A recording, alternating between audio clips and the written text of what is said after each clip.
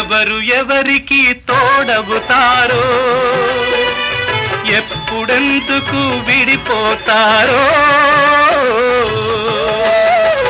మమతను కాదని వెళతారు, మనసే చాలని ఉంటారు. ఎవ్వరి పయనం ఎందాకో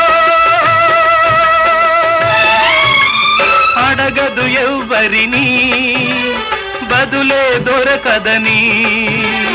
అడగదు ఎవ్వరిని, బదులే దొరకదని.